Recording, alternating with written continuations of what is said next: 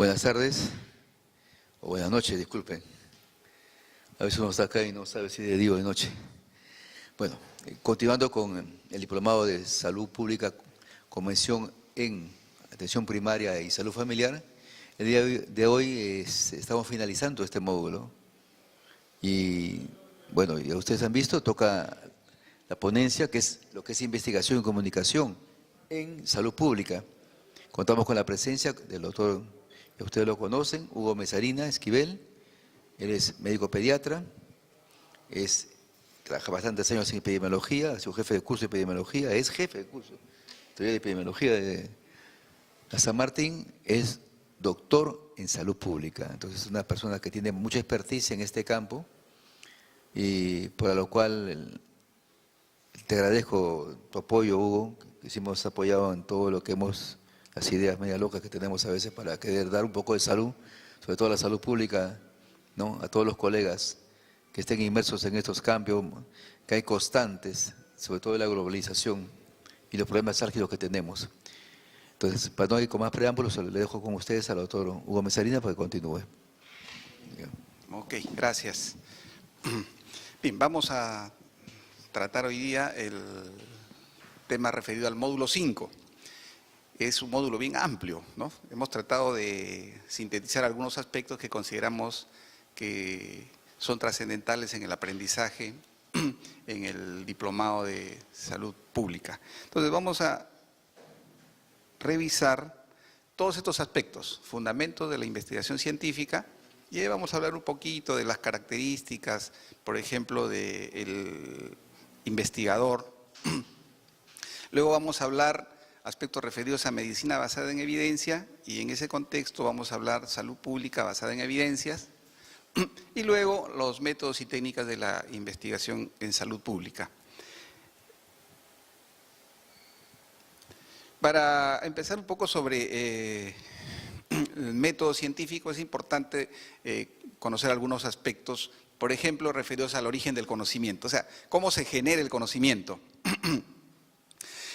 Para que se genere el conocimiento es necesario que exista un sujeto que quiere conocer, ¿no? Que es el sujeto cognoscente, y un objeto de estudio, que es el objeto del conocimiento.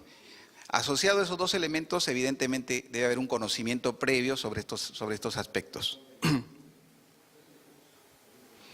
¿Qué características debe tener el sujeto cognoscente? Debe buscar saber y debe buscar conocer.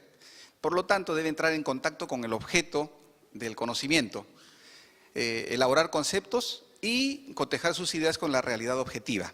Eso es lo que tiene que hacer el sujeto cognoscente con respecto al objeto que va a conocer.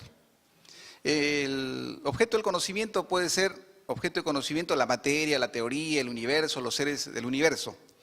Y hay dos posiciones opuestas, el tema del materialismo y del idealismo. El materialismo, el objeto del conocimiento, existe independientemente de la razón y de las ideas del hombre, mientras que el idealismo, el objeto del conocimiento, es estructurado por las ideas del humano. Y en razón a ello vamos a ver las corrientes también respecto al tema del método científico y del conocimiento.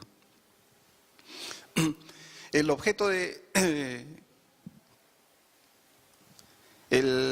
existen una serie de corrientes en la obtención del conocimiento científico también, eso es importante que conozcamos, ¿no? Hay una corriente teleológica, hay una corriente filosófica, hay una corriente científica y hay una corriente del conocimiento empírico.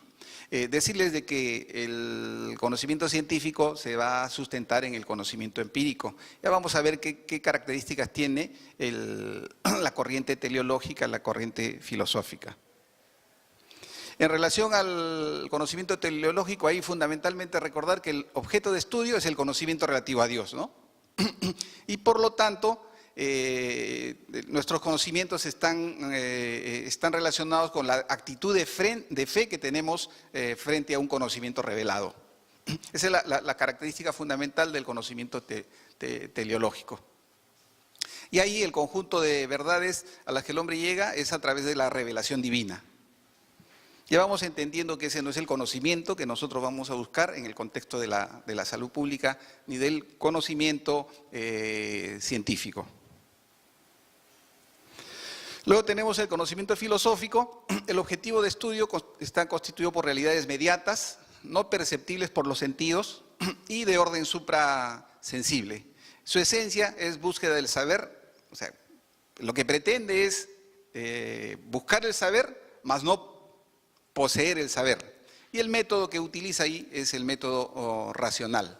Y busca, lo que trata el conocimiento filosófico es la búsqueda constante del sentido, la justificación, la interpretación y las posibilidades que rodean al hombre y su existencia concreta. Luego tenemos el conocimiento empírico. Les decía, el conocimiento empírico, lo importante es que sirve de base al conocimiento científico.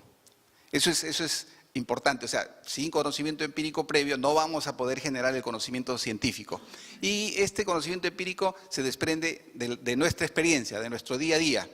El hombre a través de los sentidos interactúa con su ambiente y de ese proceso de observación se va a generar este conocimiento empírico, que como digo va a tener que ser utilizado para generar el conocimiento científico. El conocimiento científico, por lo tanto, rebasa los hechos empíricos. Busca conocer, además del fenómeno, las causas y las leyes que generan ese fenómeno. Utiliza fuentes de primera mano y puede describir, explicar, generalizar y predecir. Eso es lo que hacemos cuando investigamos, ¿no? Lo que hacemos es describimos como un primer momento, cuando no conocemos mucho sobre un problema de salud, lo primero que hacemos es describir. Luego de describir, vamos a tratar de explicar. Y luego vamos a hacer la generalización o vamos a usar para predecir la ocurrencia de un determinado fenómeno. El conocimiento, en relación al conocimiento científico, aquí resaltar fundamentalmente la característica que tiene la objetividad, ¿no? La objetividad es el elemento fundamental del conocimiento científico. Y el método que usa fundamentalmente es el método experimental. Esas dos cosas para caracterizar el conocimiento científico. Algunas diferencias entre lo que se concebía el conocimiento científico antes del siglo XIX y lo que actualmente se conceptualiza o se tiene conocimiento respecto a este tema.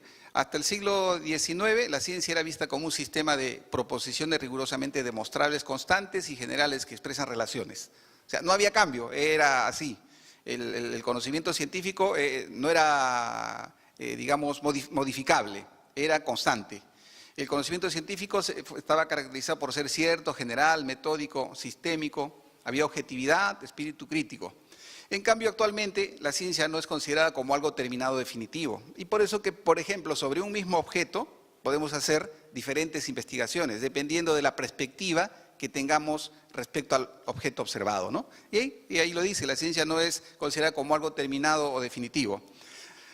Consecuentemente no es poseedora de verdades inmutables, ¿no? Eso también lo sabemos. O sea, una investigación puede luego ser modificada de acuerdo a las investigaciones posteriores que hagamos. Actualmente el conocimiento científico está caracterizado como una búsqueda constante de explicaciones y soluciones, la revisión y reevaluación de los resultados, conciencia clara de sus límites y de la posibilidad de fallar, ¿no? Hay posibilidades de fallar cuando aplicamos el conocimiento científico. Además, hay la búsqueda rigurosa de aproximación a la verdad a través de métodos y de la sistematización y busca renovarse, reevaluarse en un proceso de construcción. Entonces, lo que podríamos decir que actualmente, respecto al conocimiento científico, debemos tener claro de que es un proceso constante de construcción. No es algo que ya se dio y no se va a modificar. Ahí también recordar un poquito la formación del espíritu científico, ¿no? Y ahí tener en cuenta la naturaleza del espíritu científico, tener en cuenta la cualidad del espíritu científico, considerar que la formación del espíritu científico es una conquista lenta y difícil, no es que hoy decido que voy a dedicarme a la investigación, sino este espíritu científico es una conquista lenta y difícil. Y además también debemos de tener en cuenta aspectos que tienen que ver o que son importantes en el contexto del espíritu científico. Y ahí referido a la naturaleza del espíritu científico, es una actitud o disposición subjetiva del investigador, ¿no? Entonces, miren, ya vamos viendo de que para que podamos investigar, no solamente tenemos que leer todos los libros de investigación o conocer la metodología, sino primero tenemos que tener una actitud o una disposición subjetiva que es aprendida, que busca soluciones serias con métodos adecuados y que se traduce en estos elementos: una mente crítica, una conciencia objetiva y una actitud racional. El otro elemento es la cualidad del espíritu científico, y ahí viene el tema ético, ¿no? O sea, no solamente debemos tener cualidades intelectuales, sino fundamentalmente, pienso, cualidades morales o éticas. ¿Para qué? Para que no distorsionemos los hechos, ¿no? Tenemos resultados y como queremos tener una conclusión determinada, podemos distorsionar los hechos, o porque hay situaciones de conflicto de intereses, puede llevarnos a distorsionar los hechos. La otra condición es que debemos cultivar consecuentemente la honestidad. Lo otro, no hacer suyo lo que otros inician, también, ¿no? También a veces ocurre. Evitar el plagio. Y ahí no solamente el plagio de la investigación o de los resultados, sino también el plagio de los contenidos, ¿no? Ya saben ustedes, ahora en las universidades se está exigiendo de que todos los estudiantes, para poder optar su título, para tener su título, no el grado les piden una monografía o un proyecto de investigación, pero para tener el título tienen que hacer una investigación. Y las investigaciones, lamentablemente, muchas han tenido un contenido de plagio muy elevado, ¿no? Entonces, frente a esta situación también las entidades van viendo cómo evitar este tema. Y desde pregrado, por ejemplo, se están usando estos famosos software para analizar si hay o no hay plagio, ¿no? Uno de ellos es el famoso Turnitin, por ejemplo, ¿no? Que les determina cuál es el porcentaje de copia que ha habido. Consecuentemente les dicen las fuentes de donde se ha copiado, y en el pregrado eso lo usamos fundamentalmente para la mejora de la calidad. Pero ya cuando uno va a optar su grado o su título de médico, o su título de ciencia de la salud, o su grado académico, ya se convierte en un elemento para que nos rechacen nuestra investigación, ¿no? Y tengo entendido que la SUNEDU, por ejemplo, ahora está muy rigurosa con ese tema. Por eso que las universidades, ahora, previo a que envíen el documento a la SUNEDU, están haciendo la verificación del contenido, del porcentaje de plagio.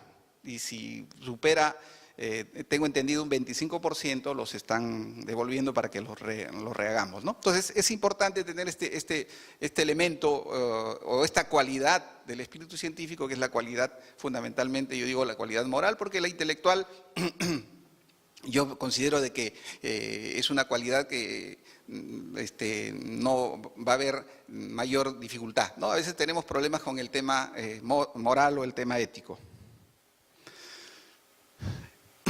Después decirles lo que les habíamos dicho también, que la conquista del espíritu científico es lenta y es difícil, es ante todo un producto de la historia, es adquisición progresiva de técnicas que exigen la investigación exacta y verificable, y constituye espíritu de grupo y la iniciación en las técnicas de trabajo, manejo de instrumentos y fuentes bibliográficas son fundamentales. La importancia del espíritu científico va a conllevar a aprender cómo trabajar, cómo enfrentar y solucionar problemas, hábitos, conciencia y preparación en el empleo de instrumentos, ¿sí? Porque ahí tenemos que aprender a generar primero instrumentos o aplicar instrumentos que ya existen y que han sido validados. También conlleva a apelar al espíritu de creatividad e iniciativa y trabajar en equipo multidisciplinario. Entonces, esa es la importancia en el contexto del espíritu científico. Ya, una vez que hemos revisado un poco este contexto general para saber de que hay varias cualidades que debemos de tener para dedicarnos a la investigación científica, vamos a hablar del famoso método científico. Y el método científico es un procedimiento para descubrir las condiciones en que se presentan sucesos específicos.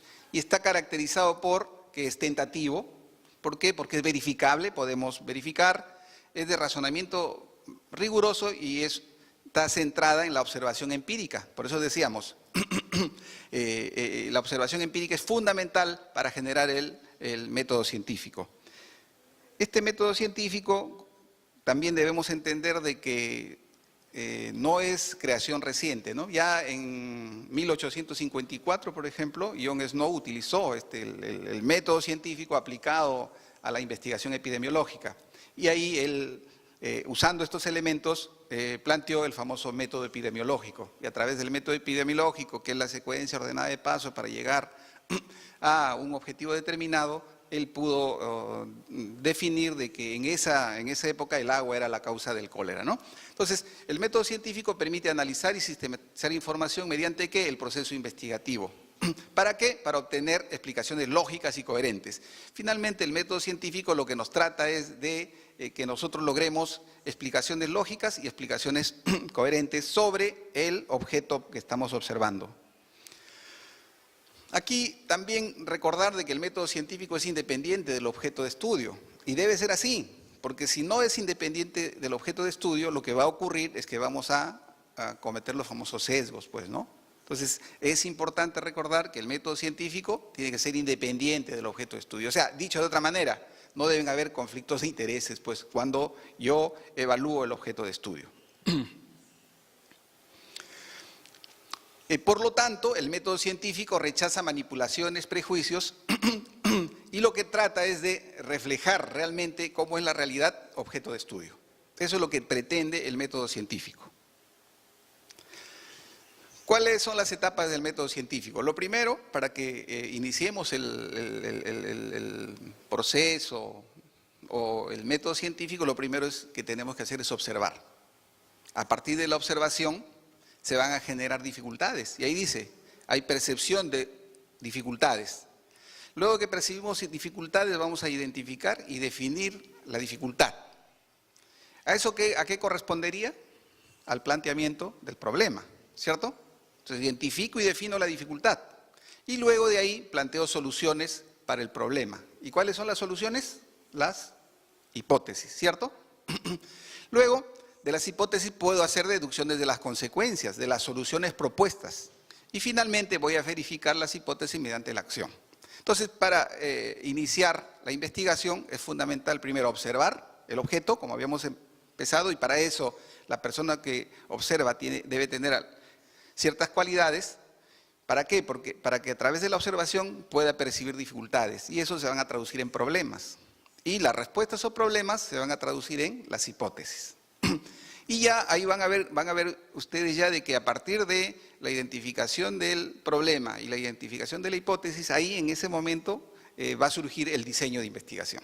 Cualitativo o cuantitativo. Y ya vamos a ir llegando luego a ver las diferencias entre lo que es un diseño cualitativo, un diseño cuantitativo. Y qué cosa es lo que más se usa en el contexto de la salud pública. El método científico es fáctico, se ciñe a hechos, trasciende los hechos, hay una verificación empírica, es autocorrectivo y progresivo, es general y es subjetivo. Bueno, para resumir lo que ya hemos estado conversando. Finalmente, el principio de la investigación es ver en la realidad lo que otros no han visto, ¿no? Y esa es la gran característica, pues, del investigador. Y casualmente, cuando nosotros llegamos a ver en la realidad lo que otros no han visto, ya tenemos resuelto nuestra investigación. ¿Por qué? Porque cuando vemos en la realidad lo que otros no han visto, planteamos el problema. Y el planteamiento del problema ya definió nuestra investigación. Entonces, y ahí viene la dificultad. La dificultad está en identificar el problema. Y eso es parte de un proceso. Ya hay una serie de métodos para poder identificar el problema, ¿no? Se dice, por ejemplo, hay gente muy experta que dice que hasta viendo una película identifica un problema de investigación, ¿no? Otra fuente es los estudios que hacen otros y donde ponen sus limitaciones, donde ponen las recomendaciones para seguir ahondando sobre el tema, es otra fuente de generar problemas de investigación. Realmente en el tiempo que yo tengo enseñando estos temas y adicionalmente revisando proyectos de investigación, La mayor dificultad en el maestrando es la identificación del problema. Y cuando no hay un problema bien identificado, evidentemente no va a haber hipótesis. Si no hay hipótesis, no van a haber objetivos. Y si no hay objetivos, no va a haber nada, ¿no? Entonces, pero cuando identifican bien el problema, ya de verdad, si se identificó el problema, la tesis está hecha. La tesis está hecha. Pero si no, ahí hay dificultades. Y a veces, el otro problema que hay es el correlato que tiene que haber entre el problema, la hipótesis, los objetivos, los instrumentos, porque esa es la otra cosa, plantean un objetivo y su instrumento no recoge información para sustentar los objetivos que han planteado, ¿no? Entonces, el principio de la investigación, resumido en estas pocas palabras, es ver en la realidad lo que otros no han visto y consecuentemente traducirlo en un problema de investigación. A veces, o sea, no necesariamente tiene que ser sobre una cosa nueva que nunca se hizo, sino puede ser sobre lo que ya se estudió bastante, pero una perspectiva diferente, ¿no? Una perspectiva, un ángulo diferente del problema que se ha investigado. Pero para eso tenemos que, como dice ahí, ver en la realidad lo que otros no han visto. El proceso de investigación científica es de esta manera. Primero, la elección del tema. Y ahí viene la gran dificultad. Cuando uno le dice, ¿cuál es tu problema de investigación? Entonces el participante dice, la tuberculosis en el Perú. Es complicado, ¿no? Eso corresponde a la elección del tema. Ese es el tema de investigación. Yo voy a investigar sobre tuberculosis en el Perú. Yo voy a investigar sobre anemia en el Perú. Yo voy a investigar sobre fiebre tifoidea. Esa es la elección del tema. Pero lo que nosotros queremos es identificar el problema. Y cuando identificamos el problema, como digo, ya tenemos resuelto toda la investigación. Entonces, pero es un problema identificar el problema, valga la redundancia, ¿no? Porque trascender de la elección del tema al problema, ahí es donde hay dificultades. Pero para que se haga la identificación del problema, miren lo que hay que hacer: delimitar el tema, plantear el tema, hacer una revisión del conocimiento, y esa es otra gran dificultad que tenemos. Y ahora con la tecnología realmente no es difícil encontrar información para hacer la revisión de los conocimientos que existen.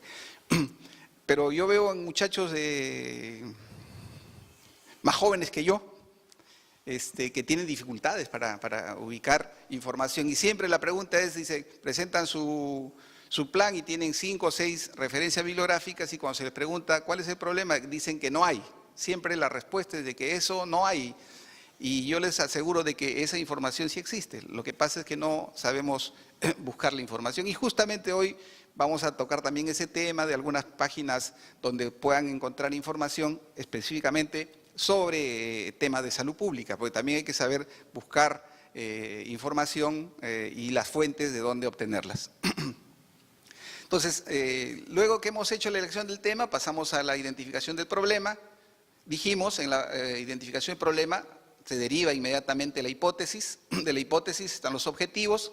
Hay que hacer un marco teórico donde tenemos que hacer los antecedentes, la definición conceptual, la hipótesis, las variables. Miren, por ejemplo, tenemos problemas también en el tema de las definiciones. Hacemos definiciones conceptuales, pero no hacemos definiciones operacionales.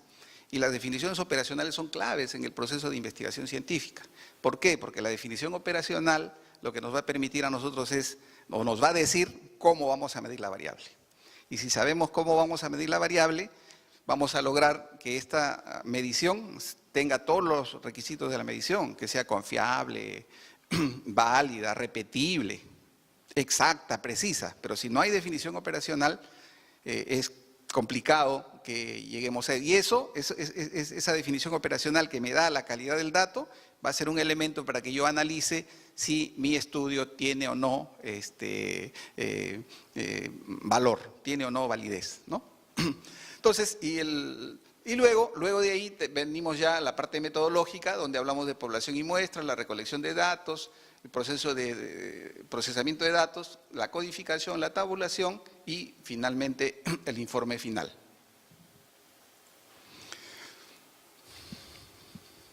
¿Cuál es la importancia del método científico? Que depende del objeto de investigación, selecciona los medios y procesos más adecuados, Esto también es importante, miren lo que dice ahí, de que el método científico no sustituye el talento, la inteligencia y la reflexión del investigador. No es un modelo o una fórmula, porque si fuese así, sería fácil hacer investigación, ¿no? Es un conjunto ordenado de procedimientos y ahí dice, es un instrumento de trabajo. Por eso yo les decía, investigación o aplicación del método científico realmente vamos a lograr en la medida que hagamos investigación. No, a veces también nos ponemos nosotros taras, ¿no? Porque yo les cuento eso porque me ha pasado también y queremos hacer, o pensamos que el trabajo que estamos haciendo es un trabajo que ya lo han hecho muchos o es un trabajo que no tiene mucho valor.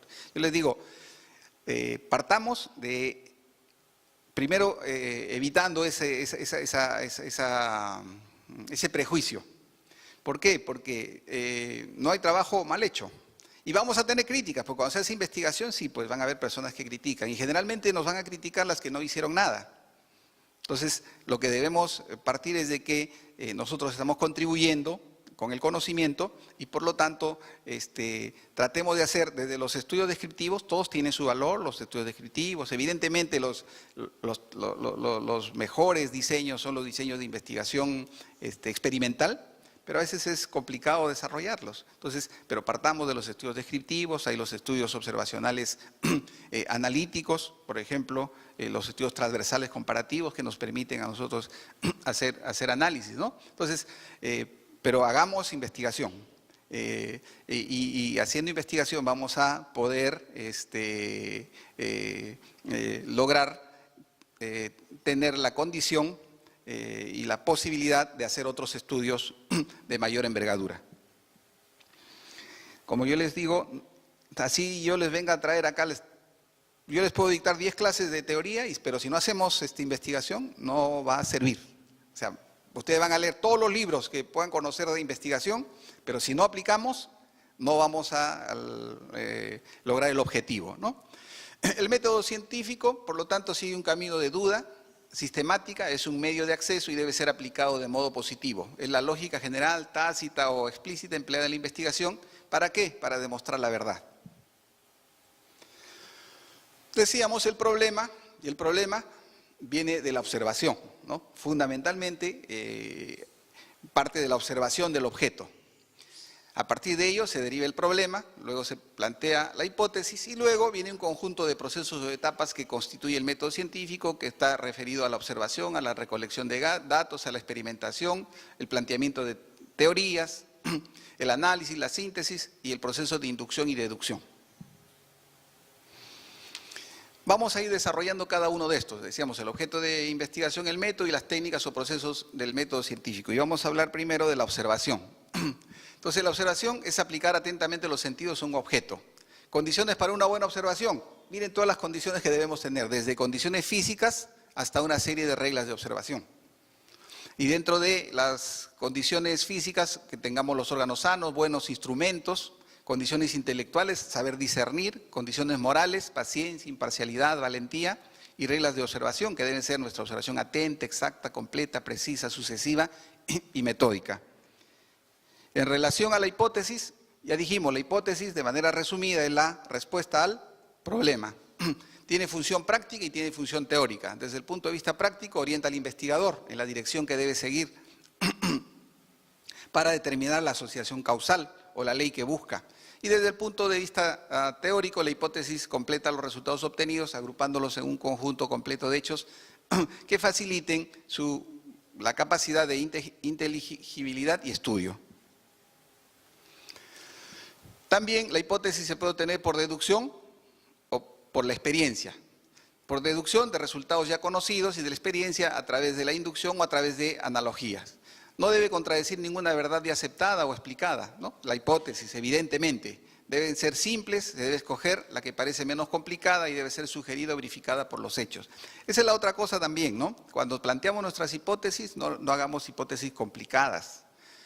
La respuesta a nuestro problema debe ser simple y debemos escoger la menos complicada. ¿Por qué? Porque cuando hacemos una hipótesis complicada vamos a tener más variables y cuanto más variables tenemos, más difícil se va a hacer nuestra investigación.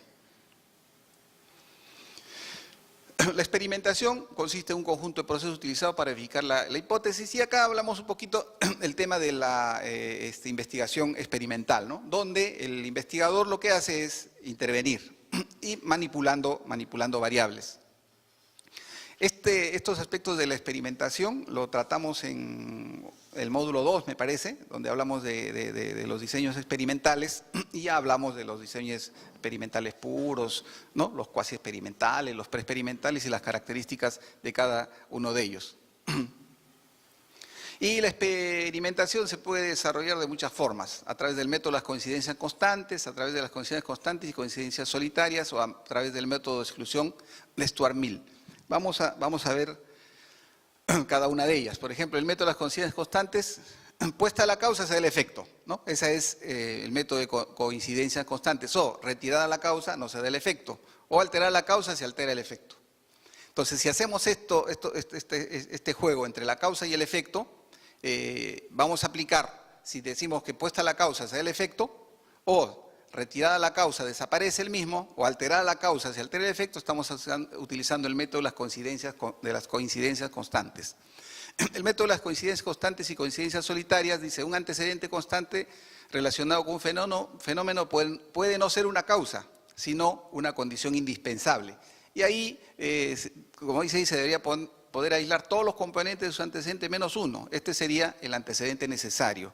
Y cuando hablamos de causalidad, ese antecedente necesario está referida a aquella causa que, si no está presente, no se va a producir el daño o no se va a producir la enfermedad. Ejemplo, cuando hablamos de tuberculosis, vamos a encontrar una serie de elementos que de manera conjunta van a producir tuberculosis, ¿cierto? Pero si yo retiro, por ejemplo, el bacilo de Koch, y así estén todos los otros factores, no se va a producir la enfermedad.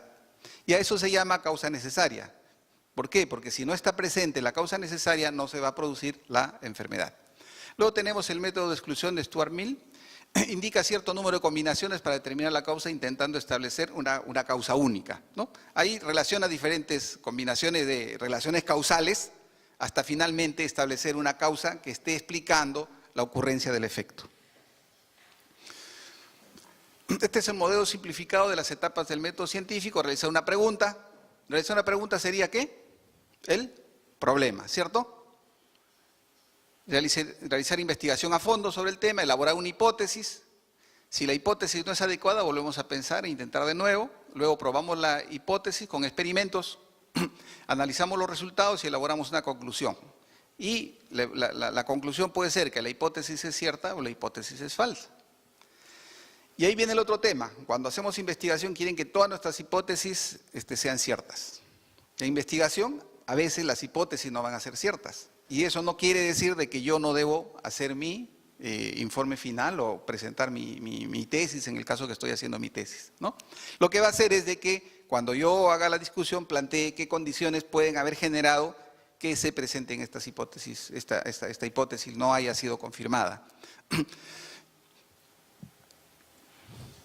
Bien, hemos hecho una revisión, como les digo, rápida del método científico. Acá, para resumir el método científico, vamos a decir parte de la identificación, o sea, es una secuencia ordenada de pasos, y esa secuencia ordenada de pasos se inicia con la identificación del problema. Luego de la identificación del problema, viene el planteamiento de la respuesta al problema, que viene a ser la hipótesis. De la hipótesis vamos a tener los objetivos. De los objetivos ya vamos a pasar al diseño. Y en el diseño vamos a hablar, dependiendo de nuestro tipo de hipótesis, vamos a plantear uno u otro tipo de diseño de investigación.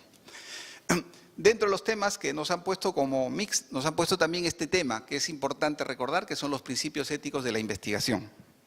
Y ahí recordarles algunos aspectos, cómo se generaron los principios éticos, ¿no? Antes de la guerra mundial hubieron hechos que los vamos a revisar, que fueron terribles, ¿no? Pero ya en Japón se hicieron experimentos relacionados con la transmisión de enfermedades infecciosas como el anthrax, cólera o sífilis. ¿En quiénes? En seres humanos, ¿no? En miles de chinos y en algunos militares prisioneros de guerra, dando lugar a cientos de muertes por situaciones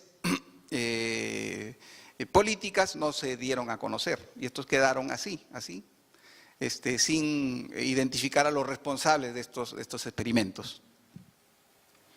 Ya en Alemania, ustedes saben, durante la Guerra Mundial se hicieron una serie de experimentos, ¿no? Miren lo que se hacía, se ahogaba y se sometía a exposición hiperbárica rápida a los presos, a los que habían sido capturados, pues, ¿no? A los enemigos. Se generaba infección con malaria, tifus, sepsis estafilocócica, gangrena gaseosa o tétanos, para ver la historia natural de la enfermedad. Miren, se hacían disparos para estudiar las heridas de bala, cómo era una herida de bala de una determinada distancia, de cerca, de mediana distancia, o por el tipo de arma también. Se realizaron esterilización de las mujeres mediante radiación e inanición.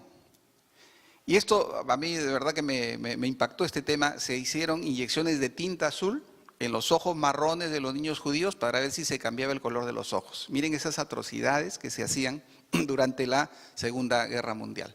Después se hicieron inyecciones letales para estudiar la anatomía de los cadáveres.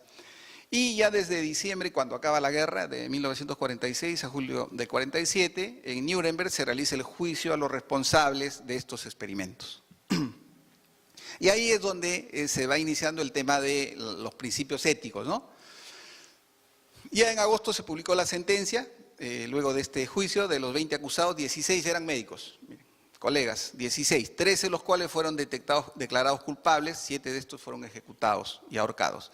La conclusión de estos juicios se constituye un decálogo y lo que constituiría el famoso Código de Nuremberg. Para muchos, el Código de Nuremberg es considerado como el primer documento sobre ética de la investigación en seres humanos. Pero miren todo lo que tuvo que ocurrir, ¿no? Y hay 3 conceptos fundamentales de este decálogo que salió de este código de Nuremberg. Primero, que el sujeto de experimentación debe dar su consentimiento voluntario y debe conservar su libertad y poder de autoconservación permanente. El segundo, el experimento debe ser necesario, preparado correctamente y con riesgos muy bajos de producir daños, invalidez o muerte. Y el investigador, evidentemente, debe ser calificado para no producir daño y poder suspender el experimento en caso de peligro. Entonces, esto sirvió como un elemento fundamental para que luego ya se vayan desarrollando otros elementos respecto a la bioética específicamente en salud. Miren, este es otro estudio que también lo realizaron en Estados Unidos, el estudio de Tuskegee, en el estado de Alabama. ¿Y qué hicieron? ¿Qué hicieron en este estudio? Trataron de que se desarrolle la historia natural de la sífilis en individuos de raza negra, porque querían saber si la sífilis se comportaba de diferente manera en la raza negra que en la raza blanca. Pese a que se había descubierto ya la penicilina, lo siguieron dejando sin tratamiento. ¿Y cuál era? ¿Y qué se les había prometido? Atención médica, y miren lo que dice ahí. Un seguro de entierro, o sea, un entierro digno. Como eres negro, te vamos a dar un entierro digno, pero tienes que someterte a la investigación. Este hecho fue organizado por el Servicio de Salud Pública de Estados Unidos, ¿eh? No fue tampoco iniciativa de algunos, con colaboración ¿de qué? Del CDC y el aval de las autoridades sanitarias del gobierno federal. Esto sale a la luz pública en un artículo del Washington Star, el 25 de julio de 72, y ya para esa fecha, miren, llevaba 40 años de haber iniciado la investigación. Habían fallecido 128, 28 por la enfermedad y 100 por las complicaciones. 40 esposas estaban infectadas y habían nacido 19 niños con sífilis congénita. Terrible. Entonces, a raíz de eso, en el 74, el Congreso de Estados Unidos creó una comisión para elaborar directrices éticas con el objeto de proteger y garantizar los derechos de las personas. Y como consecuencia de esto, el año 78 se redacta el informe Belmont, que son los principios éticos y directrices para la protección de sujetos humanos de investigación. Y es uno de los primeros documentos escritos sobre el tema de bioética. Y ahí nos hablan de la autonomía, que ya estaba reflejado en el Código de Nuremberg, ¿no? Donde decía de que la persona tiene que saber a qué se somete y por lo tanto debe autorizar para poder participar. A eso está referido la autonomía. Y en nuestros tiempos, pues, la autonomía está reflejada en el consentimiento informado, ¿no? Cuando nosotros firmamos un consentimiento informado para participar en una investigación, estamos haciendo uso de este principio ético de autonomía. Luego, de la práctica profesional beneficente, evidentemente, ¿no? Nosotros lo que buscamos es el bien del paciente, ¿cierto?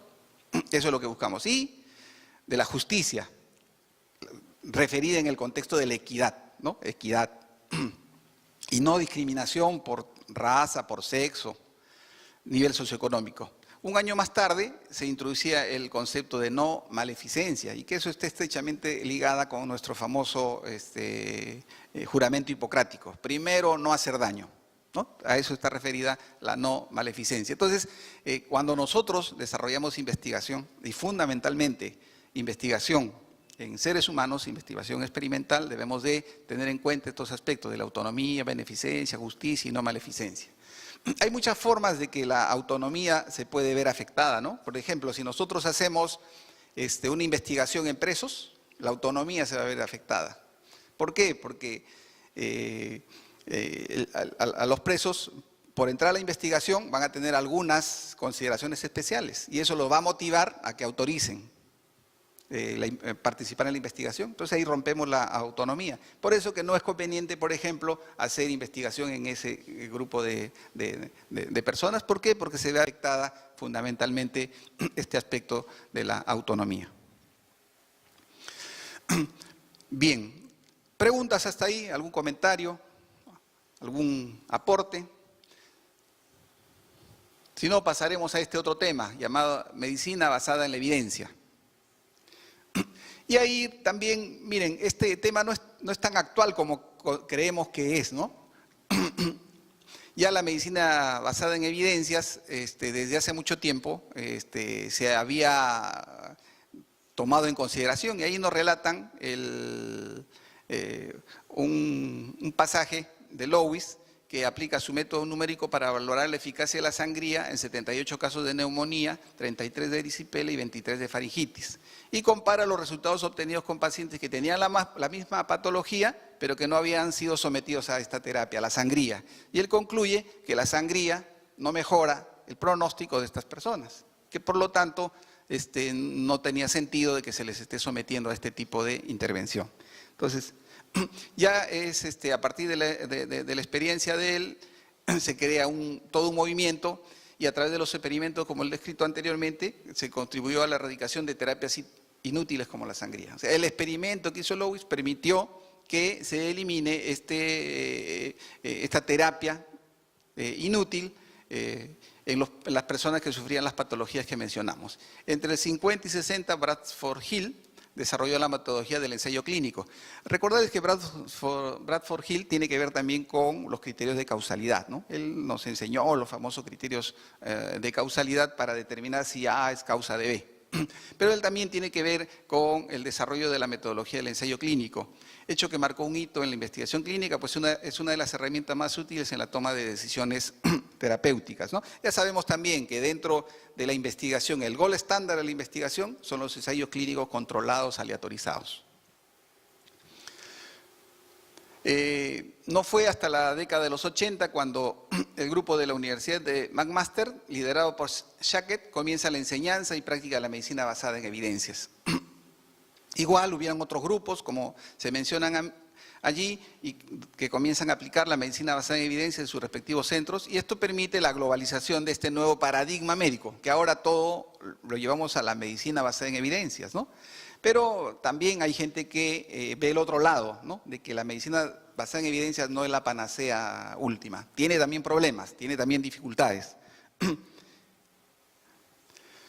¿Y qué es la medicina basada en evidencias? Según Shackett, es el uso consciente, explícito y juicioso de la mejor evidencia vigente para tomar decisiones sobre el cuidado de los pacientes, ¿no? Esa es la medicina basada en evidencias. ¿De cómo se diferencia, por qué se diferencia de la salud pública basada en evidencias? ¿Por qué? Porque al igual, la salud pública basada en evidencias es el uso consciente, explícito y juicioso de la mejor evidencia en la toma de decisiones ¿sobre qué? Sobre la atención ya no en el individuo, sino a la comunidad y poblaciones. En el campo de ¿qué? De la protección de la salud, de la prevención de la enfermedad y del mantenimiento y mejora de la salud. Entonces ya vamos viendo de que el tema de la medicina basada en evidencias se va a convertir en un elemento más complicado cuando querramos aplicar en el contexto de la salud pública. ¿Por qué? Porque en la comunidad o en la población hay otras variables que intervienen diferentes a la que solo, o cuando solo aplicamos a un individuo o en el contexto de la medicina basada en evidencias en el campo clínico. Entonces, es el desarrollo, la implementación y la evaluación de la efectividad, y ahí hay otro concepto, efectividad, ¿no? La efectividad está referida al resultado que obtenemos nosotros en condiciones naturales, cuando ya la intervención la aplicamos en el contexto poblacional. Entonces a eso se refiere la efectividad. Y ahí es complicado, pues, ¿por qué? Porque van a haber otras variables, variables sociales, variables económicas, variables culturales que van a influenciar en la determinación de la efectividad. Diferencias entre la medicina basada en evidencia y la salud pública basada en evidencias. En la calidad de la evidencia, la medicina basada en evidencia fundamentalmente está centrada en los estudios experimentales, mientras que la salud pública basada en la evidencia en estudios observacionales y cuasi experimentales. El volumen de evidencia en medicina basada en evidencias es amplia, hay bastante información, en cambio en la salud pública basada en evidencias el volumen de evidencias todavía es escasa. Tiempo de intervención y resultados son cortos. En cambio, en la salud pública basada en evidencias, los tiempos de intervención son largos. Entrenamiento del personal profesional, más formal, con certificación y licencia, menos formal, no necesita certificación. Y la elaboración de las decisiones, ya dijimos, la medicina basada en evidencias es individual. En cambio, en la salud pública basada en evidencias, la decisión es tomada en grupo. Acá, para recordar algunas cosas también, niveles de clasificación de las evidencias. El nivel de evidencia está referido a los diseños que se usan para determinar cuál es el mejor nivel de evidencia, ¿cierto? Entonces la clasificación de los niveles está referida a los diseños que utilizamos. Y ahí vemos, por ejemplo, 2 cruces, revisiones sistemáticas de alta calidad, estudios de corte o casos y controles, o estudios de corte o casos y controles de elevada calidad, con bajo riesgo de sesgo y una elevada probabilidad de que la relación sea causal. Esto es cuando hablamos desde el punto de vista de la medicina basada en evidencias en el campo clínico. En cambio, los niveles de evidencia y recomendación para las intervenciones de salud pública tienen algunas variaciones, También el concepto general es que el nivel de evidencia está referida a los diseños de investigación que se emplean. Sobre todo, si ustedes van a comparar, hay diferencias en el nivel de evidencia desde el punto de vista clínico, en el 2, con 2 cruces, ahí es donde hay, y en el 2 con una cruz, ahí están las diferencias entre los niveles de evidencia en el contexto de la salud pública y los niveles de evidencia en el contexto clínico. Y después tenemos el nivel de recomendación. El nivel de recomendación no solamente tiene que ver con el diseño, ¿no? Sino tiene que ver también con la efectividad de la intervención, la seguridad de la intervención. Entonces, en salud pública identificamos, y ahí está la fuente, porque seguro si ustedes revisan hay otro tipo de recomendación. Pero esta que yo he obtenido identifica 3 niveles de recomendación. Recomendación sólida, recomendación moderada y recomendación limitada. Y una que no tiene recomendación, donde no hay, sin estudios de calidad aceptable, hay hallazgos inconsistentes y no se ha producido ninguna investigación. ¿Ya? Entonces, hay algunas variaciones entre los niveles de evidencia y las recomendaciones, y los niveles de recomendación, cuando hablamos desde la perspectiva clínica, que cuando hablamos desde la perspectiva de la salud pública. Acá también recordar de que hay diferencias, ¿no? O mejor dicho, hay criterios menos ciertos y criterios más ciertos cuando queremos evaluar la calidad de un estudio en salud pública. Cuando nosotros analizamos la calidad de un estudio en el contexto del clínico, nosotros vemos la calidad del dato y vemos la calidad del diseño. 2 elementos fundamentales. Entonces, vemos primero la calidad del dato y vemos si la medición es válida, confiable, repetible, exacta. Si es así, decimos el dato es válido. Y luego vemos la calidad el tema referido al diseño. Y en el diseño vamos a preguntarnos si hay validez interna y consecuentemente habrá validez externa. Cuando hablamos de validez interna tenemos que hablar de los famosos sesgos y confusores, ¿no? Y ahí, si hay menos sesgos o hay pocos confusores, podemos estar tentados a decir de que hay validez interna. Y si hay validez interna, consecuentemente, podemos extrapolar nuestros resultados. Pero en el caso de evaluar la calidad de estudios de salud pública, los criterios los han considerado como criterios menos ciertos y criterios más ciertos. Entonces, vamos a decir que un estudio en el contexto de la salud pública es de buena calidad si hay muchas observaciones, si son estudios científicos, si son estudios publicados previa revisión, si reproducen hallazgos de otros estudios, si es estudio en humanos, si es estudios relacionados con hipótesis, se mencionan las limitaciones y se distinguen relaciones con estudios previos. Entonces, vamos a decir que sí, el estudio en el contexto de la salud pública tiene una calidad adecuada. Pero hay criterios menos ciertos. Si hay pocas observaciones, si los reportes de casos o son anecdotarios o estudios no revisados o no publicados, no previamente reportados, o estudios en sujetos no humanos, o estudios no relacionados con hipótesis, o no se mencionan las limitaciones, o no se realizan las comparaciones con estudios previos, entonces vamos a decir que la calidad de este estudio en el contexto de la salud pública no es adecuado, ¿no? Entonces ya van viendo ustedes que incluso el evaluar la calidad de los estudios de salud pública son diferentes que cuando nosotros evaluamos los estudios en el contexto clínico. Toma de decisiones en salud pública basada en la evidencia. La toma de decisión con relación a cuándo intervenir y qué programa o política implementar no es sencilla, ¿cierto? O sea, ¿vacunamos o no vacunamos? Por ejemplo, ahora hay un dilema referido o surgió un dilema, cuando apareció la varicela, surgió un dilema. ¿Vacunamos contra varicela o no vacunamos contra varicela? Entonces no es fácil, pues, no es una decisión complicada, o lo que ahora también se menciona, ¿no? ¿Vacunamos contra meningococo o no vacunamos contra meningococo? Son decisiones complicadas. Y eso lo dice ahí, la toma de decisión en relación a cuándo intervenir y qué programa o política implementar no es sencilla. Estas decisiones son basadas en 3 preguntas fundamentales. ¿Se debe tomar una acción pública en salud para solucionar un determinado problema de salud? Entonces, primero tenemos que decir si eso no es un problema de salud pública. ¿Qué acción debería ser tomada? ¿Qué vamos a hacer? ¿Vamos a educar? ¿Vamos a vacunar? ¿Qué acción desde la perspectiva de salud pública vamos a tomar? ¿Y cómo puede un programa o política en particular ser más efectiva, puede ser más efectivamente implementado, o sea, y evaluado? O sea, no solamente decir qué vamos a hacer, sino también cómo lo vamos a hacer. Y ese cómo lo vamos a hacer nos va a responder esa pregunta al tema de la implementación y de los resultados que vamos a tener más adelante. Entonces, como ven, estos temas para tomar decisiones en el contexto de salud pública basada en la evidencia es más complicado que cuando estamos frente a un paciente.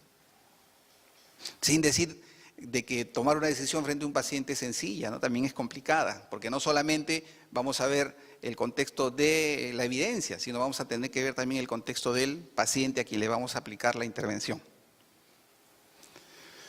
Métodos para el uso de la evidencia, y ahí esto les he traído para que veamos cómo es, o recordemos un poco cómo es que tomamos la decisión cuando se trata en el contexto clínico. Primer paso, formulamos de manera precisa una pregunta a partir del problema clínico del paciente.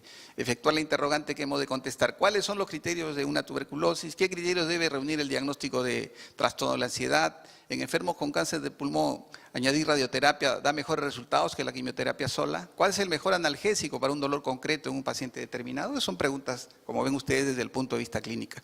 Y para aplicar la medicina basada en evidencia tenemos que partir de plantearnos esas preguntas o de plantearnos preguntas. El segundo paso es buscar la respuesta. Según el tipo de pregunta existen mejores respuestas, ¿no? Para el diagnóstico, por ejemplo, hay estudios transversales, para la terapéutica, estudios clínicos controlados, para el pronóstico, estudios de corte, para la etiología, estudios de corte, ¿no? Yo quiero determinar causalidad, estudios de corte. Yo quiero ver cuántos se mueren luego de 10 años de haber recibido estudios de corte también.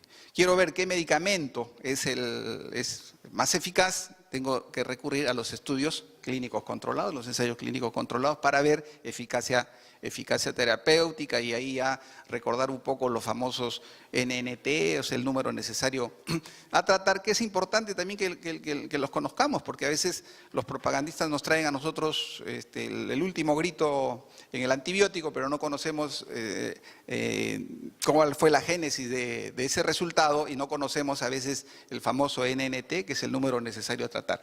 Y en el contexto de los pacientes es importante conocer esos elementos en el contexto de los ensayos, de los estudios clínicos controlados o los ensayos clínicos controlados aleatorizados.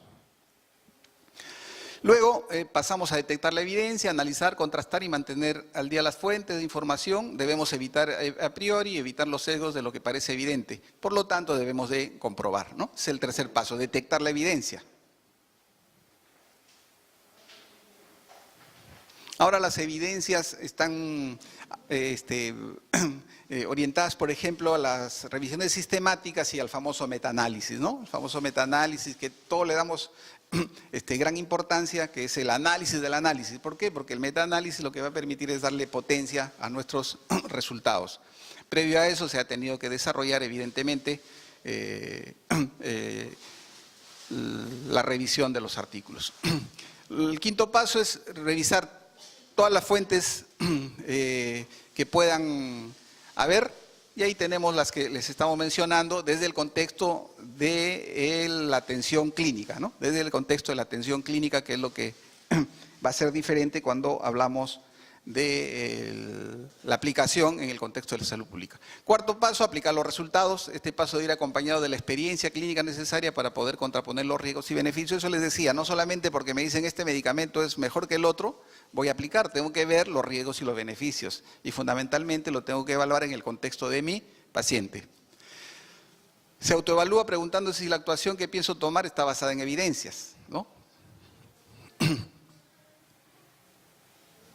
Y finalmente, el quinto paso, evaluamos los resultados, respuesta que satisface o no en la práctica clínica, reevaluar las propias actuaciones, buscar alternativas. Entonces, cuando tomamos decisiones desde el contexto de la medicina basada en evidencias, en el contexto clínico, partimos por la pregunta, ¿no? Por la pregunta, ¿qué es mejor para mi paciente? El medicamento A, el medicamento B, darle tratamiento conservador, darle tratamiento quirúrgico. Y luego seguimos la secuencia para finalmente aplicar el tratamiento y terminar evaluando los resultados. Algunas comparaciones entre medicina basada en evidencias y salud pública basada en evidencias. La medicina basada en evidencias es el proceso de búsqueda sistemática, evaluación clínica y utilización de hallazgos de investigación para las decisiones clínicas, evidentemente. La salud pública también es lo mismo, solo que el contexto es decisiones en salud pública. ¿Cuáles son los pasos que seguimos en medicina basada en evidencia? Formulación de la pregunta, búsqueda de la literatura, evaluación crítica, selección de la mejor evidencia, integración de la evidencia con la práctica clínica, implementación de los hallazgos en el entorno clínico y evaluación de los resultados. ¿Cuál es el objetivo? La mejor gestión posible de la salud y la enfermedad. ¿En quiénes? En pacientes individuales. ¿Qué hacemos en la salud pública basada en evidencia? También formulamos la pregunta a partir de un problema, ya no de un problema individual, sino de un problema de salud pública. Búsqueda de la literatura, evaluación crítica de los hallazgos, vinculación de la evidencia, implementación de los hallazgos y evaluación de los resultados. ¿Cuál es el objetivo? La mejor gestión posible de la salud y la enfermedad y sus determinantes a nivel comunitario. Miren, y ahí entra un elemento complicado que son los famosos determinantes, pues, ¿no? Los famosos determinantes sociales de la salud, con sus microdeterminantes y sus macrodeterminantes. Como han visto, no hay gran diferencia entre la secuencia que seguimos en el contexto de la medicina basada en evidencias y la salud pública basada en evidencias. ¿Cuál es la diferencia fundamental? De que la salud pública basada en evidencias tiene determinantes o tiene elementos adicionales, y son los referidos a los medios económicos, al medio social y al medio cultural en el cual se desenvuelve la comunidad. Y eso hace complicado la toma de decisiones, a diferencia de que cuando tratamos a un paciente individual, ¿no? ¿Por qué? Porque la comunidad está inmersa en este contexto económico, en este contexto social y en este contexto cultural. Bien, en esa secuencia de ideas, ahora vamos a hablar de la búsqueda bibliográfica, ¿no? Realmente esto es teórico, pero lo más importante es que lo hagamos en la práctica, ¿no? Hagamos en la práctica este tema de búsqueda bibliográfica. Entonces, en el enfoque tradicional, el área de incertidumbre se transforma en una pregunta de búsqueda con una estructura bien definida. Ya ustedes seguramente han usado esta estructura, el famoso PICO, ¿cierto? Para la búsqueda cuando hablamos de individuos.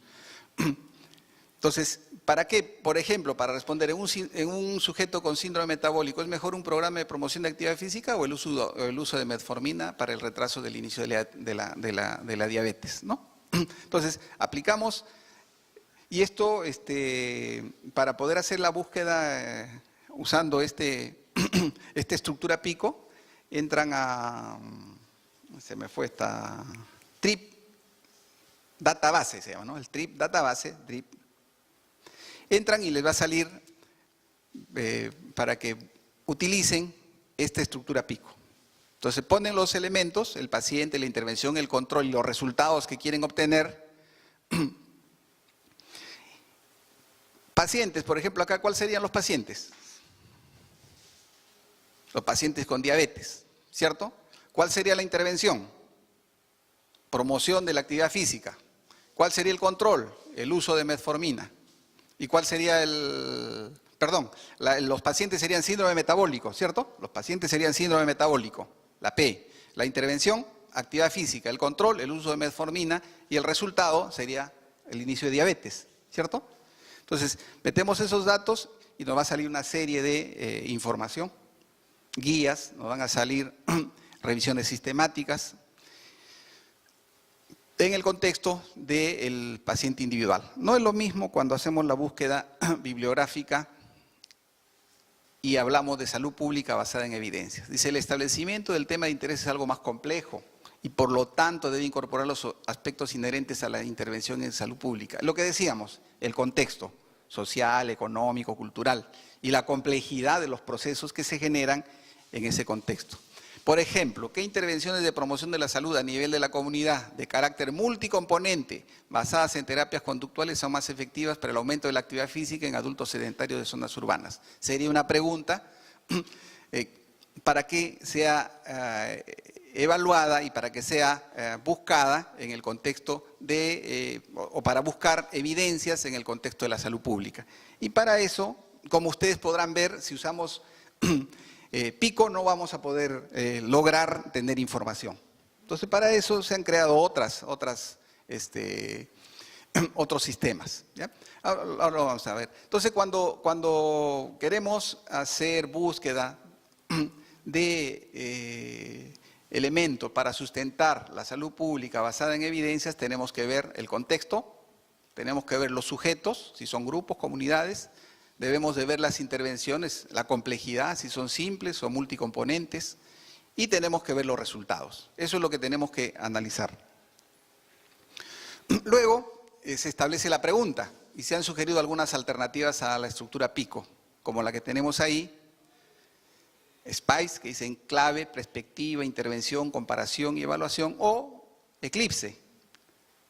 Expectativas sobre la mejora, innovación o información, cliente, quiénes son los destinatarios del servicio, localización, dónde se emplaza el servicio, impacto, cuál es el cambio en el servicio que se busca y cómo se mide, los profesionales implicados y los servicios que se van a dar, ¿no? Entonces, miren, cuando hacemos búsqueda en el contexto de la salud pública basada en evidencias, debemos de usar estas preguntas.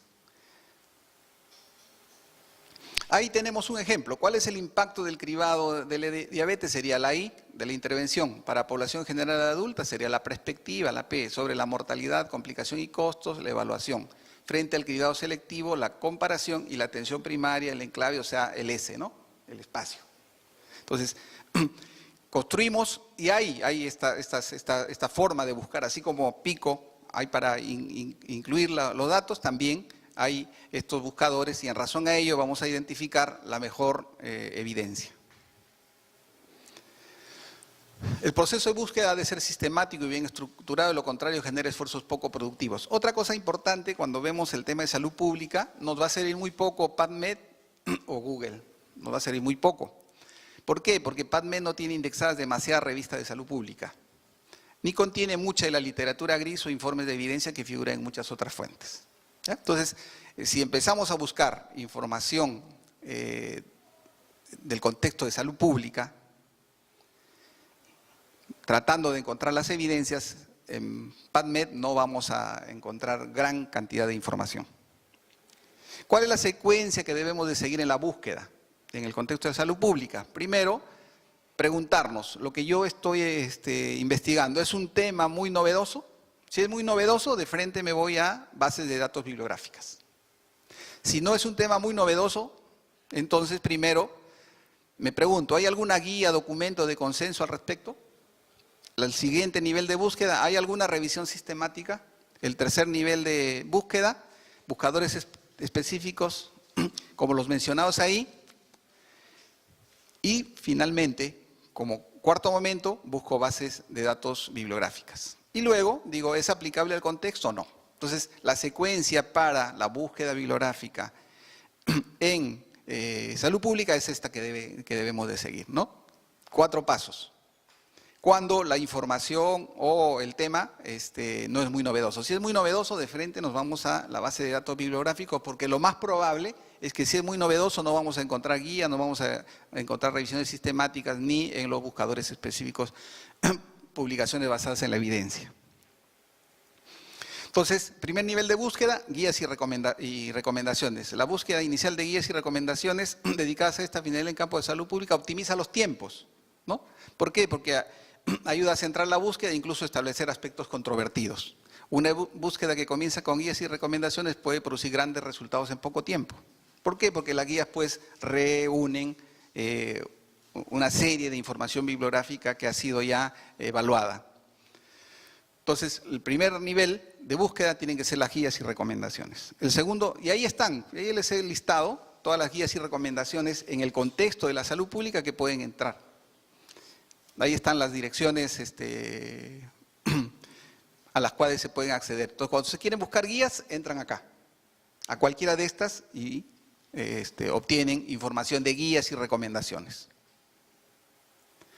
El segundo nivel de búsqueda son revisiones sistemáticas. La búsqueda de revisiones sistemáticas en salud pública ofrece muchas de las ventajas enumeradas en las guías y recomendaciones. ¿Cuál es la diferencia? En que las revisiones responden a una pregunta en concreto en lugar de a grandes áreas de intervención, ¿no? Porque las guías sí, responden a grandes áreas de intervención. A cambio, su elaboración es más rápida y por lo tanto suelen estar actualizadas con mayor periodicidad. También ustedes saben que las guías se actualizan más lentamente, mientras que las revisiones sistemáticas tienen revisiones más actualizadas y con mayor periodicidad. Y estas son las páginas web a las cuales ustedes pueden acceder para hacer revisiones sistemáticas desde el punto de vista de la salud pública, ¿no? Son todas estas. Si seguimos avanzando, tenemos el tercer nivel, que son buscadores específicos de evidencia científica. Y ahí existen metabuscadores especializados en evidencia científica que contienen mucha información relativa a salud pública. Y ahí tenemos el más extendido y con más opción es el TRIP, le dijimos, y otros buscadores similares. Acá también les hemos traído algunos buscadores. Y están las páginas web. Y el cuarto nivel son bases bibliográficas de datos. Y ya se dijo de que las bases tradicionales en ciencia de la salud no siempre contienen la información que buscamos desde el contexto de la salud pública. Entonces tenemos que tener en cuenta y presente que la búsqueda de base de datos generales obliga a un disciplinado uso de los motores de búsqueda, tesauros, descriptores y filtros. Y también acá les hemos traído algunas bases de datos donde vamos a encontrar información desde el punto de vista de la salud pública. ¿Ya? Entonces, cuando hacemos búsqueda de base de datos, debemos dirigirnos a estas páginas web que les estamos mostrando. Bien, ahora vamos a hablar de investigación en salud pública. ¿Alguna pregunta? ¿Algún comentario?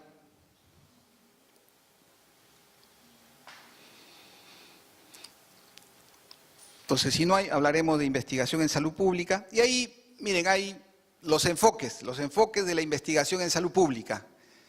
Algunos consideran 2 enfoques nomás, el cualitativo y el cuantitativo. Y los que consideran 2 enfoques, cualitativo y cuantitativo, dicen que un enfoque es mejor que el otro. Pero hay gente que llega a un punto medio y dice que el enfoque mixto es el mejor enfoque en el contexto de la investigación en salud pública.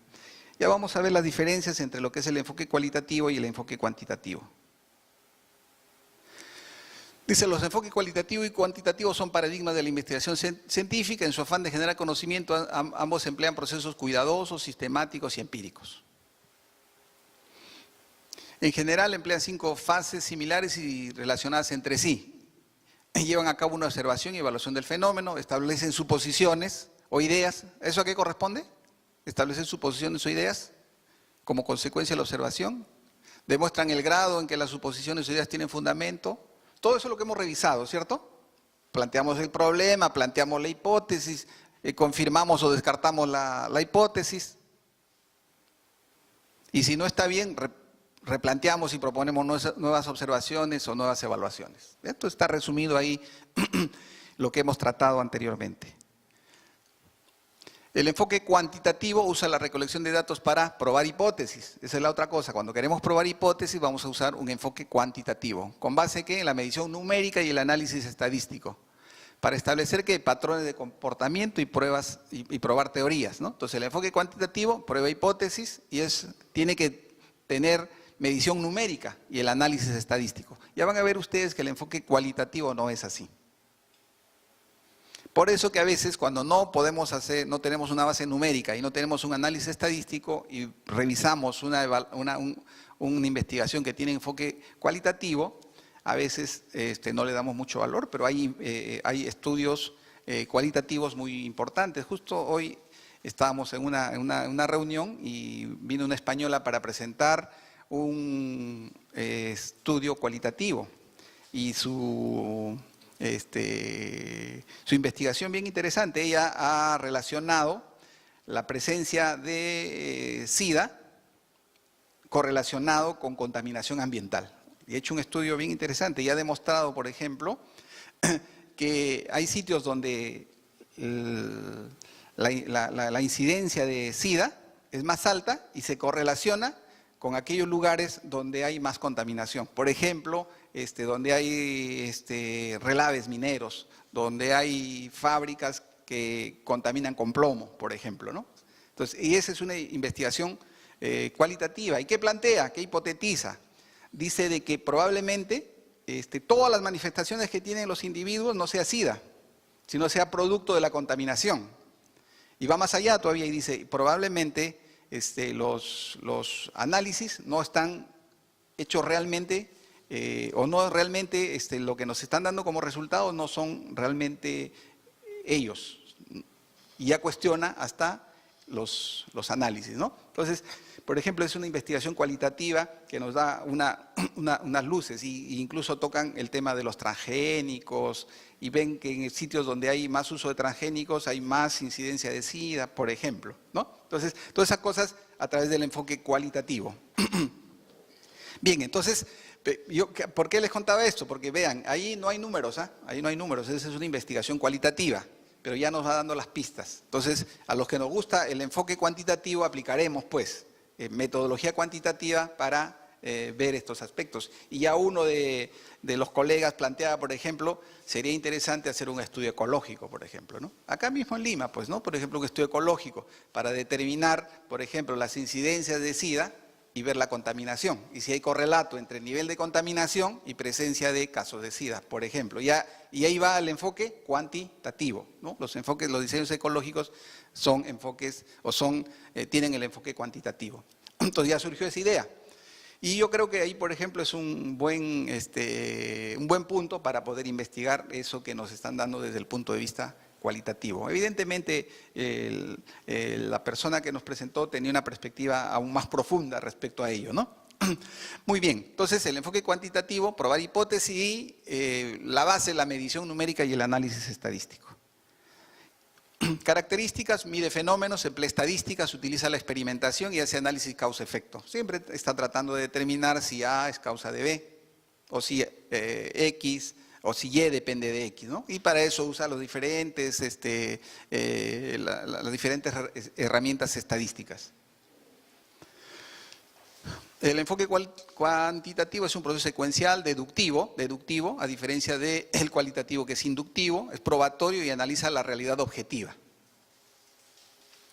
Además, tiene bondades, permite la generalización de los resultados, se pueden controlar los fenómenos, hay precisión, se puede replicar y hay predicción.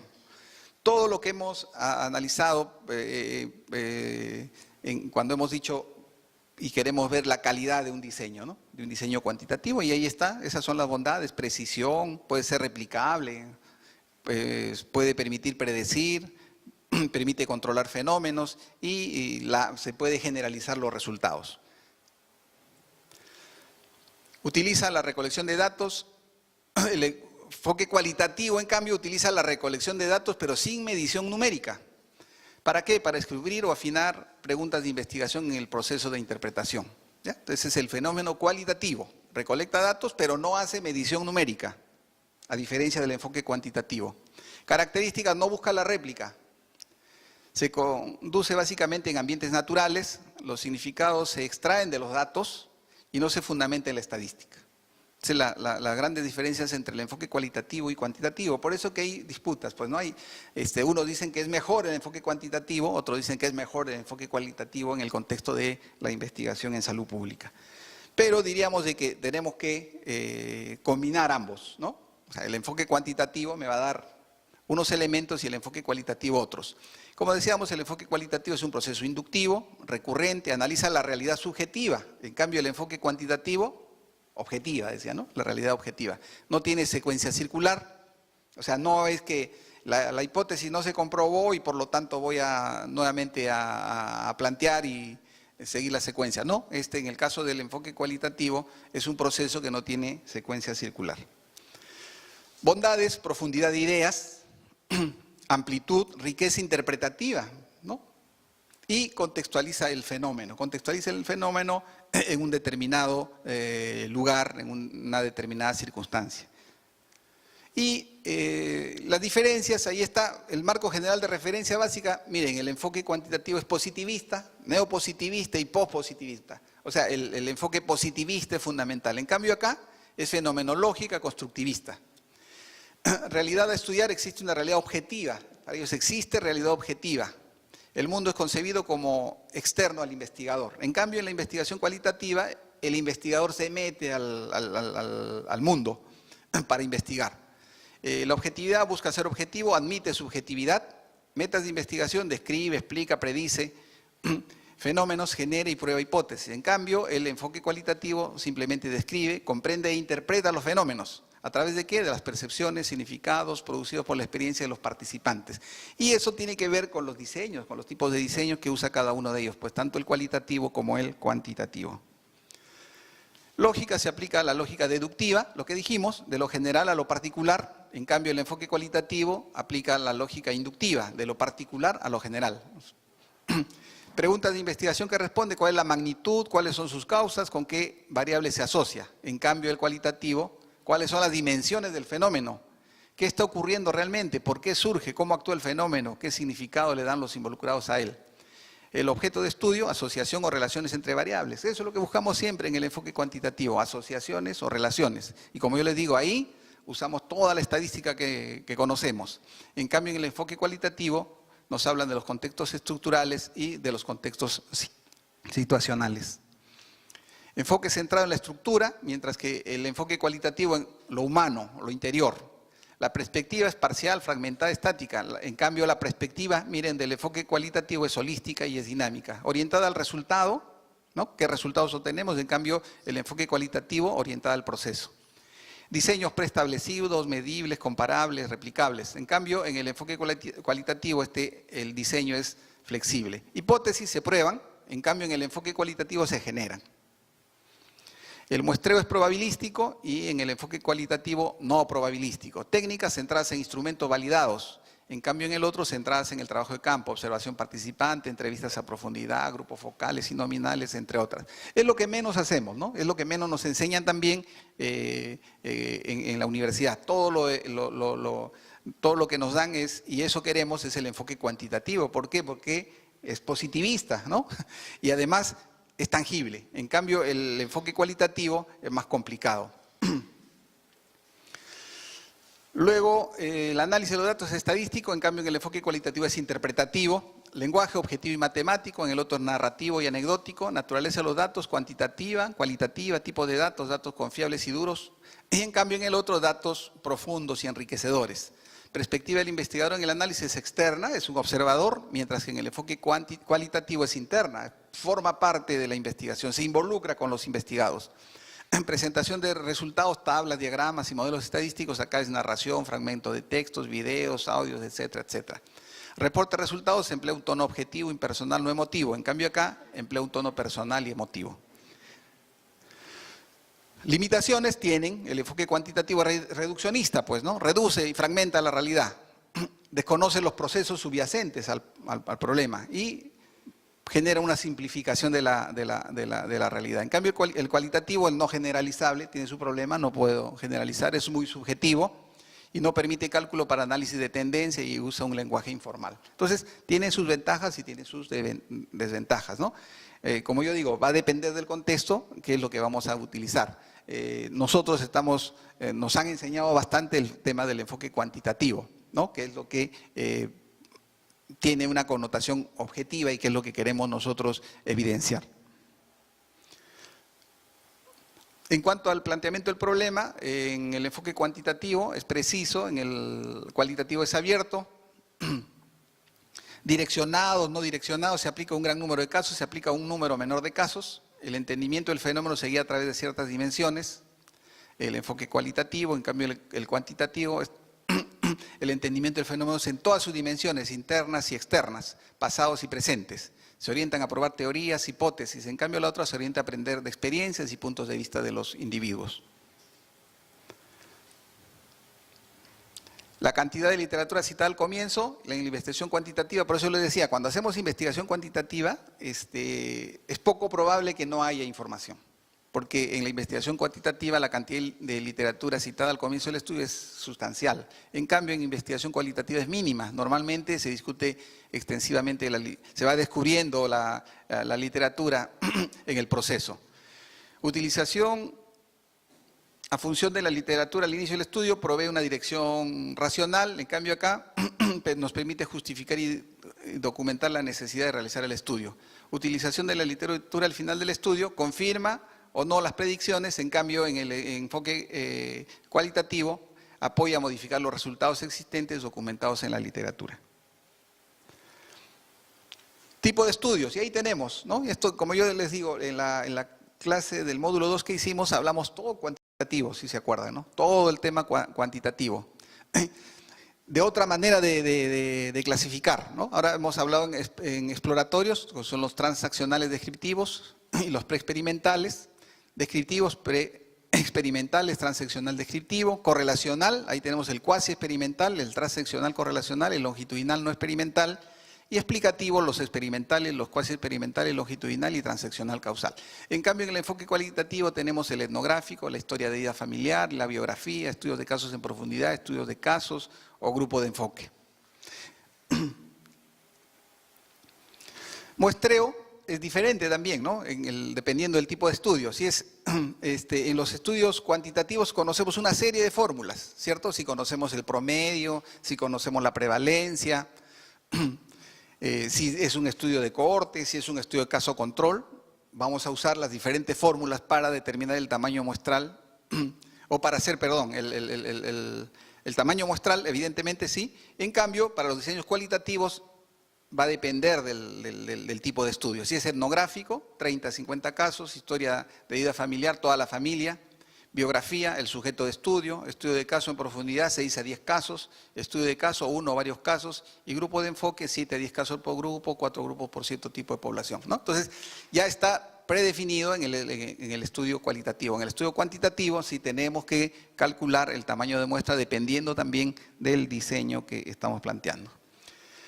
Tipos de diseños muestrales, en el cuantitativo tenemos todos los probabilísticos, ¿no? Y ahí tenemos el muestreo simple, el muestreo sistemático, el muestreo estratificado y el muestreo por conglomerado. En el cualitativo tenemos el causal o accidental, el intencional o de juicio, de cuotas y bola de nieve. Entonces uno es probabilístico y el otro es no probabilístico. El análisis de datos en el cuantitativo es sistemático, utilización intensiva de la estadística. Esto ya creo que lo revisamos. Muestreo aleatorio simple. Esto para recordarles nomás un poquito, ¿no? Del muestreo aleatorio simple. Ahí lo que se necesita primero es tener un marco muestral, ¿cierto? Para poder hacer el muestreo aleatorio simple. A eso, preparar una lista numérica, ese es el marco muestral. Luego, a través de la famosa fórmula, dependiendo de qué diseño hagamos, vamos a determinar el tamaño de la muestra. Y luego del tamaño de la muestra, vamos a hacer el método de la lotería, ¿no? Ahora ya, en mi época, ya creo que no es en la época de ustedes, pero en mi época usábamos un cuaderno, el libro de números aleatorios. Cerrábamos el ojo y con un lápiz apuntábamos y ahí comenzamos a arrancar el muestreo aleatorio. Ahora no, pues ahora en la computadora, ustedes tienen su marco muestral, en la computadora ponen cuál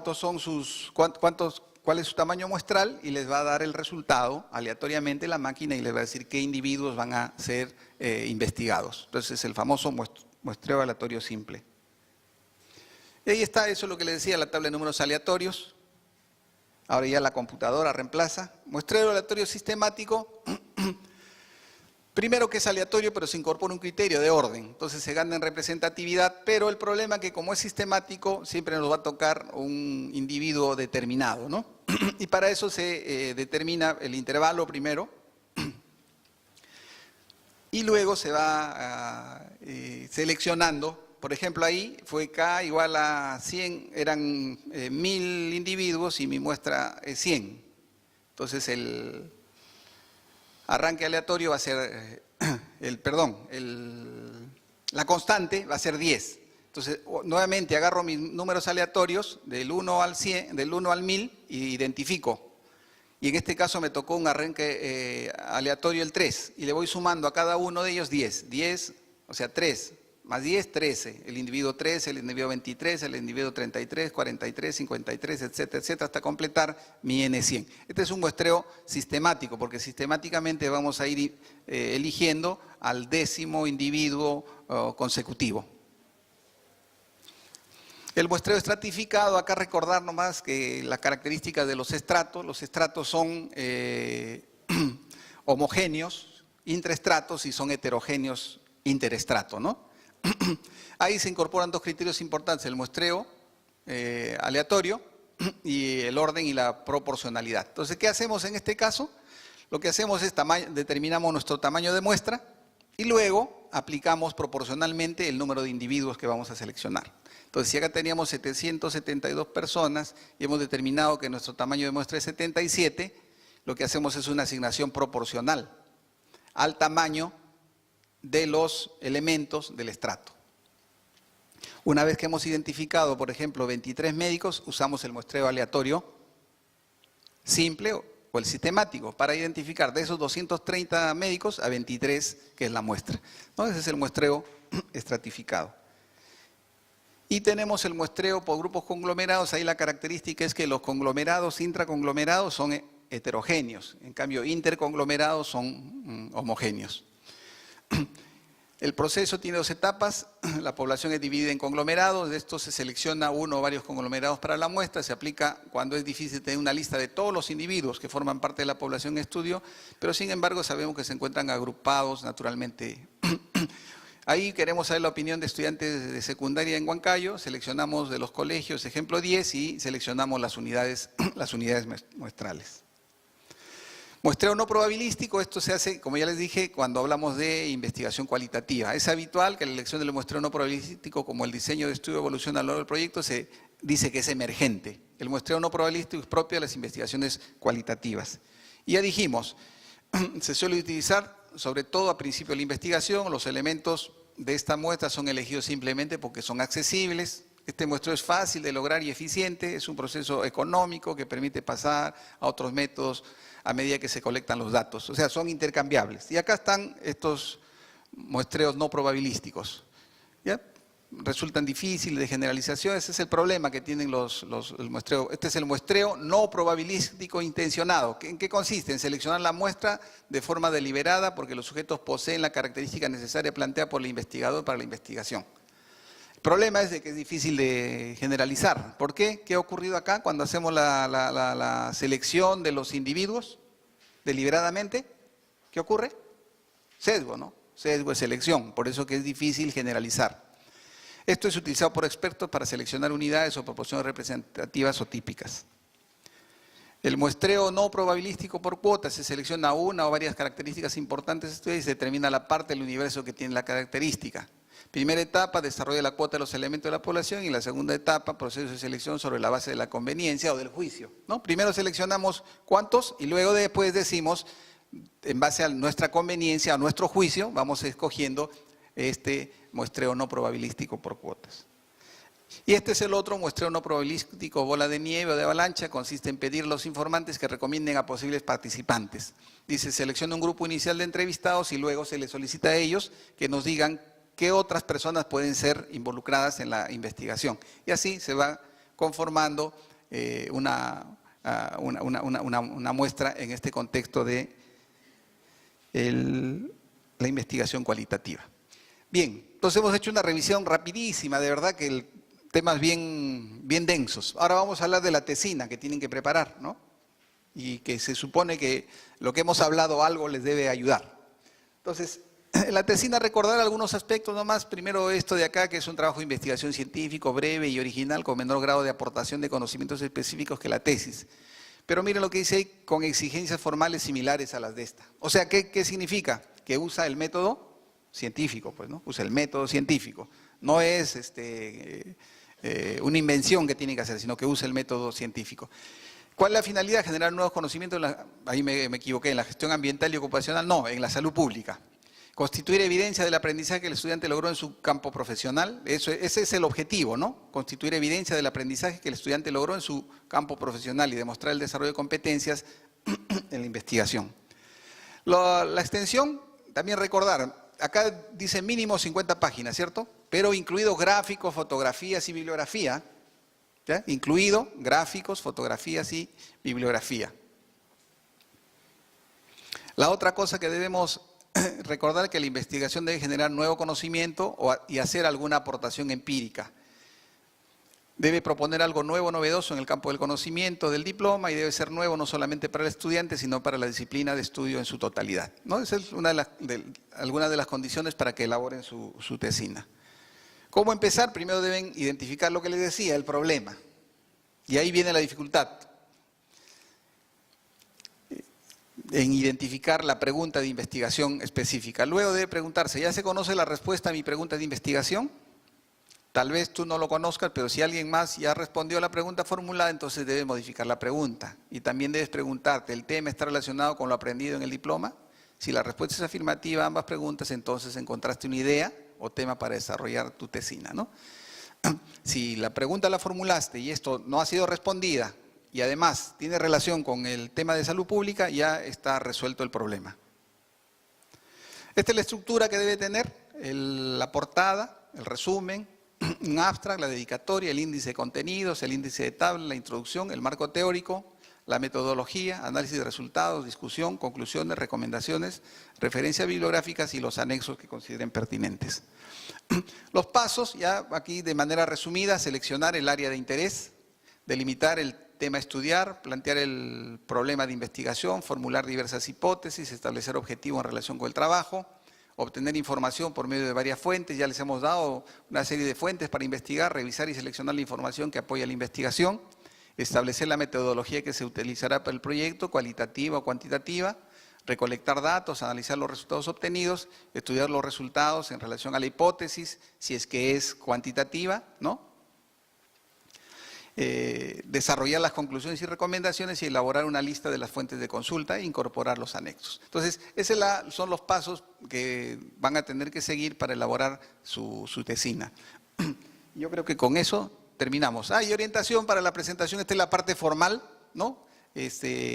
La fuente, el tamaño, el color, el interlineado, el número de las páginas que deben estar numeradas, el tamaño de la página, los márgenes que tienen que tener, la distancia que debe de tener la orilla derecha de la página y todas esas cosas formales. Redacción y ortografía, no se olviden, el contenido del trabajo debe ser redactado de manera concisa, clara y sin errores gramaticales, de puntuación y de ortografía. Recomendable someter la tesina a una lectura de revisión por parte de una persona externa que aporte su punto de vista en relación a la claridad de la redacción y aporte sus comentarios al respecto, ¿no? Esta es una buena práctica, porque a veces, y nos ha ocurrido, ¿no? Los que hemos hecho nuestras investigaciones, cuando comenzamos a leerlas nosotros, no encontramos nunca errores.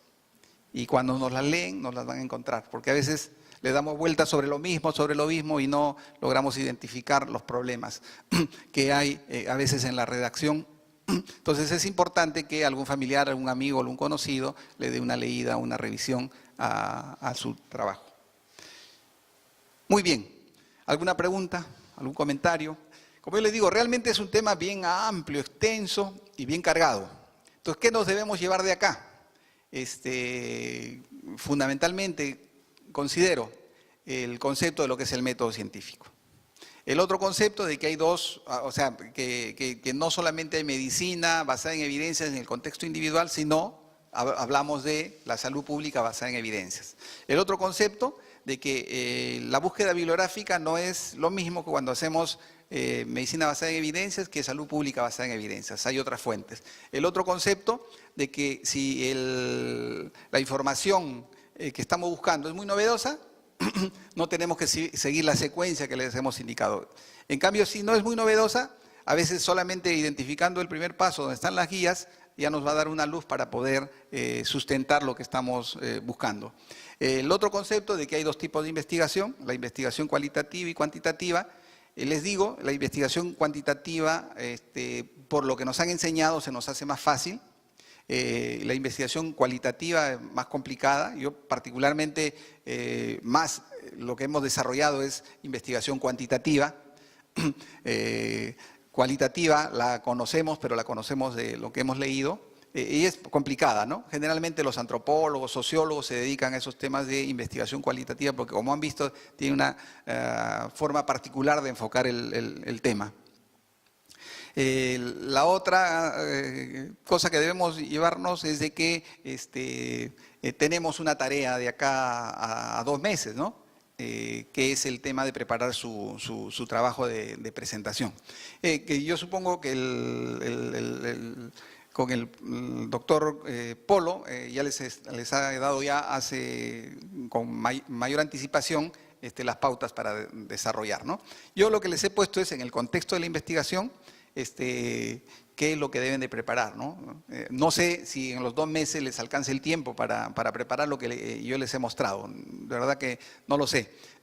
Va a depender también dónde estén laborando, porque dependiendo de ello también va a ser la accesibilidad a la información.